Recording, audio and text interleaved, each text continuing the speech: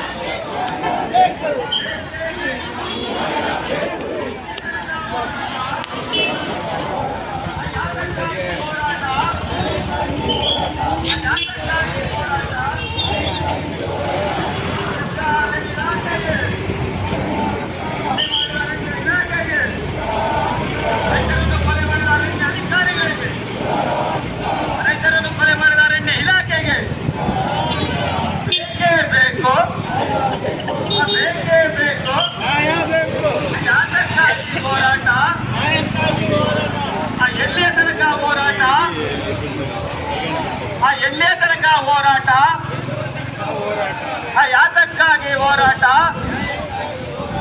ಯಾತಕ್ಕಾಗಿ ಹೋರಾಟ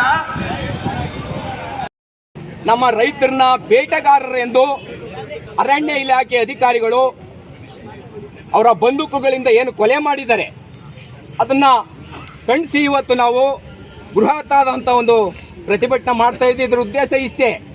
ಏನೀಗಾಗಲೇ ಅವತ್ತು 15ನೇ ತಾರೀಕು ಮಾನ್ಯ ಮುಖ್ಯಮಂತ್ರಿಗಳು ಮ್ಯಾಜಿಸ್ಟ್ರೇಟ್ ಮುಂದೆ ತನಿಖೆ ಮಾಡಿಸ್ತೀವಿ ಅಂತ ಹೇಳಿದ್ರು. ಅದಾದ ನಂತರ ಜಾಸ್ತಿ ಹೋರಾಟಗಳು ಶುರುವಾದಾಗ ಈಗ CIDಗೆ ಅದನ್ನ ವರ್ಗಾವಣೆ ಮಾಡಿದ್ದಾರೆ. ಆದರೆ ನಾವು CID ಎಲ್ಲ CBI ಕೊಡಬೇಕು, ಇಲ್ಲ ಉನ್ನತ ಮಟ್ಟದ ನ್ಯಾಯಾಧೀಶರುಗಳಿಂದ ಈ ಒಂದು ತನಿಖೆನೆ ಮಾಡಿಸ್ಬೇಕು.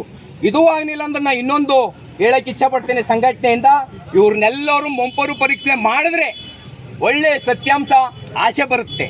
ಆದ್ರಿಂದ ಸರ್ಕಾರ, ಯಾಕಂದ್ರೆ ಈ ಅರಣ್ಯ ಅಧಿಕಾರಿಗಳು ಬೇಕು ಅಂತಾನೆ ಇದನ್ನ ಕೊಲೆ ಮಾಡಿದರೆ ತಕ್ಷಣ ಇವತ್ತು ಅವ್ರು ನೋಡಿ ಕೊಲೆ ಮಾಡಿದಂಥ ಅಧಿಕಾರಿನ ಅರಣ್ಯ ಭವನದ AC ಕಚೇರಿ ಮನೆಯಲ್ಲಿ ಕುಂಡಿಸ್ಕೊಂಡು ಇವತ್ತು ಅವ್ರಿಗೆ ಎಲ್ಲ ಥರದ ಸೌಲಭ್ಯಗಳನ್ನ ಕೊಡ್ತಾ ಇದ್ದಾರೆ.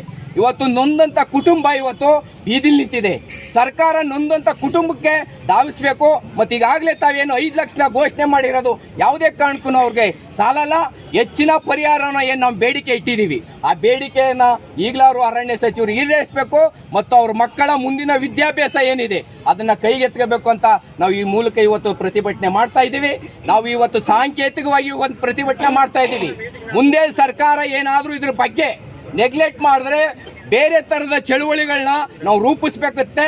ಏನು ಕಾನೂನಾತ್ಮಕವಾಗಿ ನಾವು ಈ ಚಳುವಳಿನ ಮಾಡ್ತಾ ಇರೋದು, ಯಾರಿಗೆ ತೊಂದರೆ ಕೊಡಬೇಕು ಅಂತ ಏನಿಲ್ಲ, ಆದರೆ ನೊಂದಂಥ ಕುಟುಂಬಗಳಿಗೆ ನ್ಯಾಯ ಸಿಗಬೇಕು ಅಂತ ನಾವು ಈ ಹೋರಾಟ ಮಾಡ್ತಾ ಇದ್ದೀನಿ. ನನ್ನ ಹೆಸರು ಗೌಡೇಗೌಡ ಅಂತ, ಜಿಲ್ಲಾಧ್ಯಕ್ಷನಾಗಿ ಕೆಲಸ ಮಾಡ್ತಾ ಇದ್ದೀನಿ. ಈಗ ಹೇಳಿದ್ದೀವಿ ಸರ್, ಅವ್ರ ತನಿಖೆ ಸರಿಯಾದ ರೀತಿ ನಡೀಲೇಬೇಕು ಅಂತಂದ್ರೆ ಅವ್ರನ್ನ ಮತ್ತು ಏನು ಈಗಾಗಲೇ ಜಿಲಿಟೇಟ್ ಕಡ್ಡಿಲಿ ಬ್ಲಾಸ್ಟ್ ಮಾಡಿದ್ದಾರೆ ಅಂತ ಅಧಿಕಾರಿಗಳು ಹೇಳ್ತಾರೆ. ಎಲ್ಲರೂ ಯಾರ್ಯಾರು ನನ್ನ ಒಳಗೊಂಡಂತೆ ನಾನು ಹೇಳ್ತಾ ಇದ್ದೀನಿ, ನನ್ನ ಮೇಲೆ ಅನುಮಾನ ಇದ್ರೂ ನನ್ನೂ ಸಹ ಮೊಂಪರು ಪರೀಕ್ಷೆ ಮಾಡಿಸಿ ಸತ್ಯತೆ ಆಚೆಗೆ ಬರ್ಬೇಕು. ಇವತ್ತು ಯಾರ್ಯಾರು ತಪ್ಪು ಮಾಡಿದ್ದಾರೆ ಅವ್ರಿಗೆ ಶಿಕ್ಷೆ ಆಗ್ಬೇಕು. ಮುಂದಿನ ದಿನಗಳಲ್ಲೂ ಇದು ಹುಡುಗಾಟದ ಕೊಲೆಯಲ್ಲ, ಇದು ನಿಜವಾಗ್ಲೂ ನಾನು ಬಹಳ ತೀವ್ರವಾಗಿ ಖಂಡಿಸ್ತಾ ಇದ್ದೀವಿ. ಯಾರ್ಯಾರ ಮೇಲೆ ಅನುಮಾನ ಇದೆ ಅವ್ರನ್ನೆಲ್ಲರೂ ಮೊಂಪರು ಪರೀಕ್ಷೆ ಮಾಡಬೇಕಂತ ಮತ್ತೊಮ್ಮೆ ಒತ್ತಾಯ ಮಾಡ್ತೀನಿ.